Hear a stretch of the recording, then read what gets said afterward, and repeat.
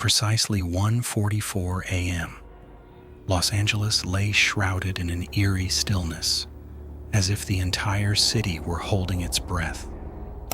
The streets were deserted, veiled in a thin layer of fog that cloaked the cityscape.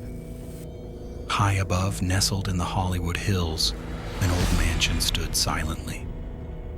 Inside, a single light glowed faintly.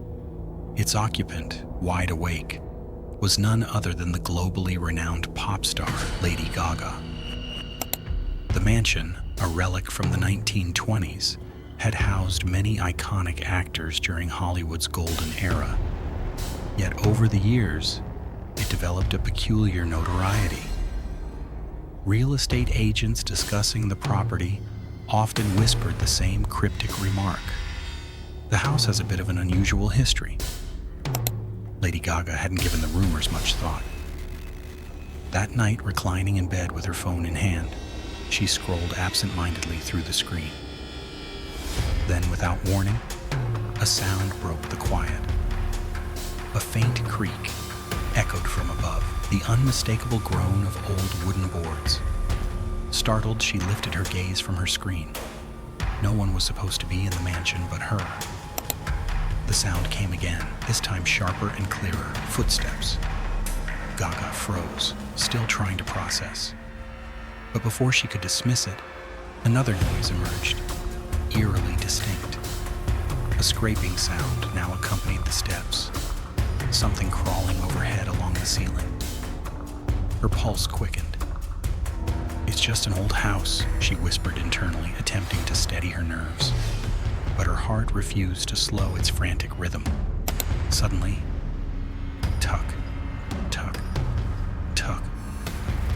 The sound echoed sharp and deliberate, like nails tapping against wood. Startled, Gaga sat up in bed and switched on her phone's flashlight. The faint beam illuminated the darkness as she stepped into the hallway. The walls were lined with portraits of old Hollywood actors, their vintage gazes fixed in silent immortalization. But in the glow of her flashlight, their eyes appeared to shift and follow her. A whisper broke the eerie silence, soft, almost inaudible. "Stephanie." Gaga froze. Her breath caught in her chest. That name, her real name. Heart racing, she ascended the staircase. The upper hallway was enveloped in shadows, the air thick with an unsettling stillness. Every door lining the corridor was closed, except for one. A door, slightly ajar, stood ominously at the end of the hall.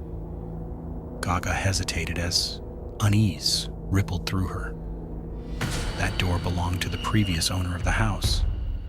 She recalled the agent's voice warning her before she moved in. That room has been locked for years. With a low creak, the door swung open on its own. She froze in place as her flashlight penetrated the thick dust that coated every surface within.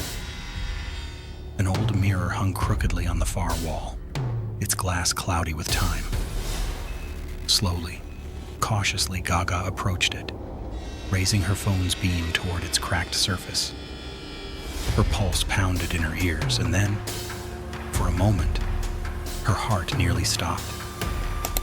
In the reflection, someone stood behind her, a woman, motionless. Her long, dark hair fell past her shoulders, framing a pale, emotionless face with piercing dark eyes that seemed to bore into Gaga's soul. Panicked, Gaga spun around, clutching her phone like it could shield her. The hallway behind her was empty, no one there. But when she shifted her gaze back to the mirror, the woman's image remained. Closer now. Her lips curled into something between a whisper and a sneer as she leaned forward and hissed, "This house is mine." The door to the room slammed shut without warning. From the walls came faint whispers, soft and rhythmic, repeating a name. Stephanie. Stephanie. Stephanie. Gaga rushed to the door, desperately pulling at the handle, but it wouldn't budge. Her heart pounded as slow, deliberate footsteps echoed behind her. Each step grew closer, dragging a chilling weight with them. Then a cold breath grazed her neck. "You're going to stay here?" Gaga let out a scream, mustering all her strength as she pushed against the door. This time it flung open. Without looking back, she bolted into the hallway. But something was wrong, or different. The house around her had shifted. The portraits lining the walls seemed unfamiliar now.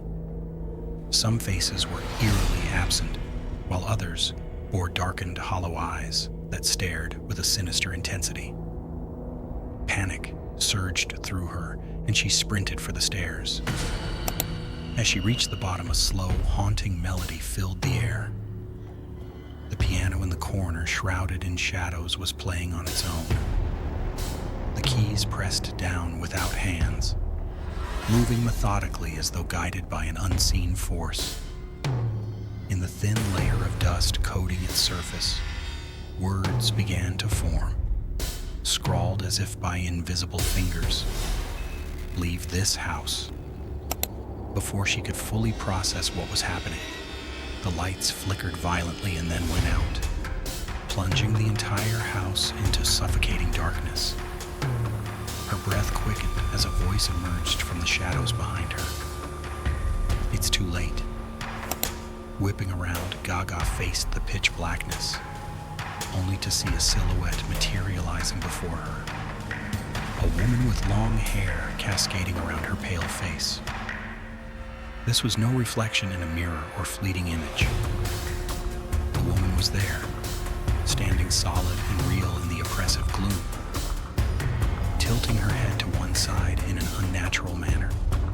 She spoke again in a voice both calm and chilling. "No one who comes here leaves." Gaga sprinted to the door. This time, it opened.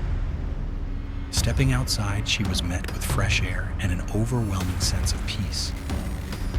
A deep sigh of relief escaped her. As she glanced back at the mansion, her heart froze. Dozens of shadowy figures loomed at the windows, all fixated on her. Among them stood a woman, her black eyes shining eerily in the darkness. Slowly, the woman raised her hand. Gaga never returned to that house after that fateful night. However, during an interview, she shared something unsettling. Some nights, she hears a faint whisper calling her name, urging her to return. And on rare occasions when she wakes, her reflection betrays a haunting presence behind her, a long-haired woman. The figure always utters the same chilling words.